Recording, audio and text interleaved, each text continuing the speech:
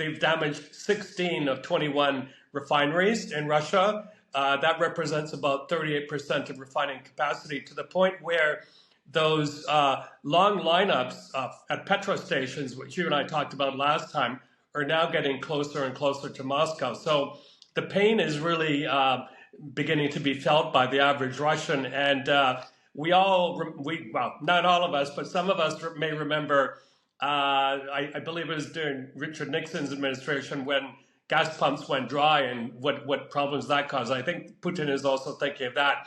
But, in response to this, the Russians have, as they normally do since the start of the war, they're rattling the saber and saying, well, these tomahawks are an escalation. After all, we don't know if they have conventional or nuclear warheads on them, and we will have to react in kind. Well, they've been saying that since the start of the war, when Ukraine was getting tanks, when it was getting F-16s, that this is unacceptable. But I think they're less and less in a position to call the shots. And then again, Mr. Trump, seeing that Putin is not reacting to his overtures, to his pleas to get to the negotiating table, wants to arm Ukraine even further. And we must remember as well, it's not only the physical missiles we're talking about, it's also the targeting information. Ukrainians being given targeting information by the Americans where exactly to strike. And I'm also, it's also my understanding that the Ukrainians are getting such precise information that they're able to strike at the heart of these refineries, inflicting even more damage. So, excuse me, take all of that together, and it's quite a development in Ukraine's favor. Well, Michael, as we are speaking now, Trump has just announced that he will go and meet Vladimir Putin and that he has just had what he calls a productive phone call. What should we make of this announcement? Head spinning doesn't even come close to describing what just happened. But yeah, the two leaders had a 2-hour phone call. That's a long time. And it was decided that they're going to, first of all, have a meeting of senior advisors from both sides in a yet to be disclosed location. My thinking it would either be Hungary or Turkey or one of the Gulf states. And then yet again, Mr. Putin and Mr. Trump will be meeting in Hungary, in Budapest. It's been announced. Mr. Trump said, I believe great progress was made with today's telephone conversation.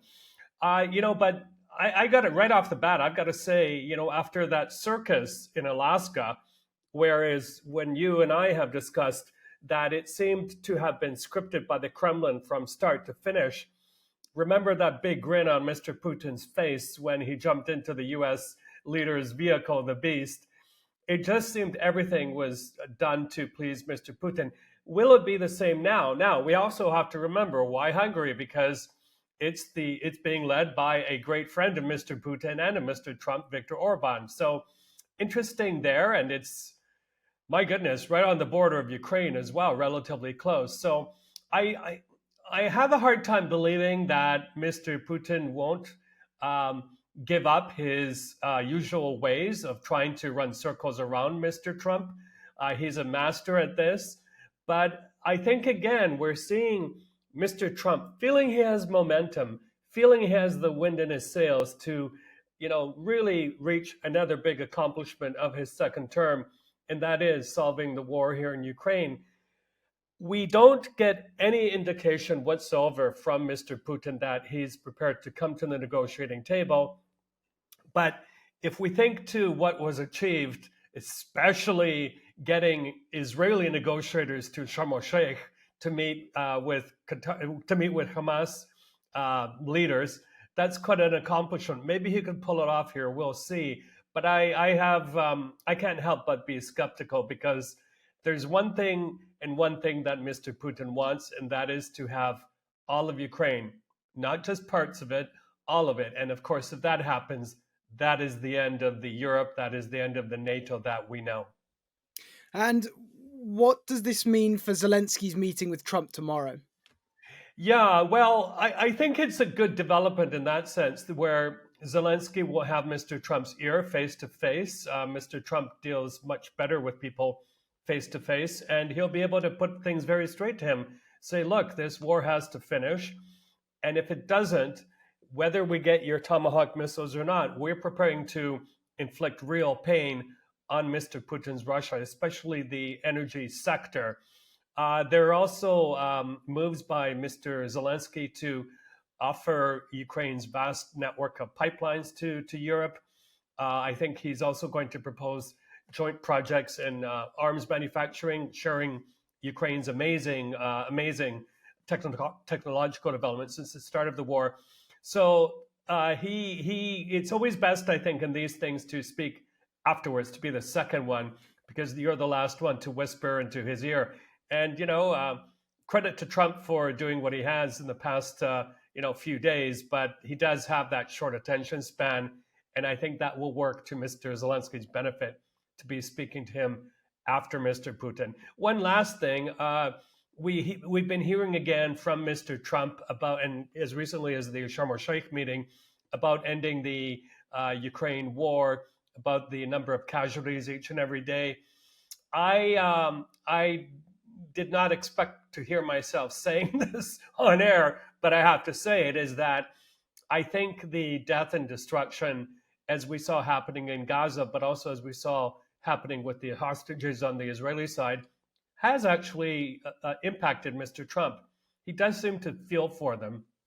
And, his interesting element here, too, is Melania Trump has inserted herself into the war that none of us expected to in writing that letter to Mr. Putin that was given to him in Alaska, saying that I'd like to play a part in helping the exchange of children from Russia to Ukraine, and the other way too.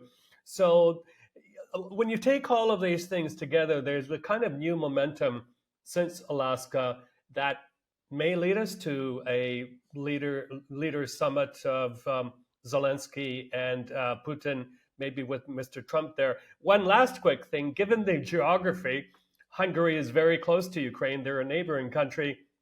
We can't rule out Mr. Trump calling Zelensky and saying, hey, come right over, let's get this summit done, and maybe we'll have interesting results. So, Michael, other than this meeting with Putin that Trump has just announced, what else might we expect Zelensky to be discussing with Trump at this meeting he has tomorrow at the White House? And what should we be looking for coming out of that meeting? Yeah, well, as I told people in your former colony of Australia yesterday, Mr. Zelensky has now become such a frequent visitor at the White House. There's a joke going around that they may give him his own parking space. But isn't it amazing how far we've gone, right, from earlier this year with horrible dressing down, and now it's his second time after that, and then there is a tete-a-tete in the Vatican as well. So I think he's also catching on, Louis, that there's a good balance to be maintained with Mr. Trump between being a little bit pushy and tough, but also buttering him up. We saw that at Sharm el-Sheikh with all the world leaders flocking there to pretty much on his command almost. But also more recently, my Canadian Prime Minister, Mark Carney, was back at the White House really buttering up Trump. And of course, your Keir Starmer is the master at it. So it's basically Trump doing global diplomacy by shakedown, if you ask me. But in this regard, I think he's on a roll after the, let's say, at least temporary win in the Middle East with bringing peace to Gaza, at least for now. It's very, very shaky. And I think he wants to go on and use that momentum to solve the war in Ukraine by meeting Mr. Zelensky, finding out in more detail what exactly he wants, but at the same time, putting on more pressure on Mr. Putin, which I know we're going to be talking about in a second. But, it's an unconventional form of diplomacy that is pretty much immune to the forces of gravity of U.S. domestic politics. Unlike Mr. Biden, Mr. Trump can do whatever he wants and not have pushback by the Republicans. And secondly, Mr. Trump isn't afraid to speak, for example, to non-state combatants like Hamas to get the job done. That's something very, very different with the previous administration. So I think if you take all of that together, including the degradation of energy infrastructure in Russia, it's very, very, very good timing for Mr. Zelensky. He knows that it's finally gotten into Mr. Trump's head that Putin cannot be persuaded, he's not malleable, and harsher measures need to be really brought in to bring him to the negotiating table.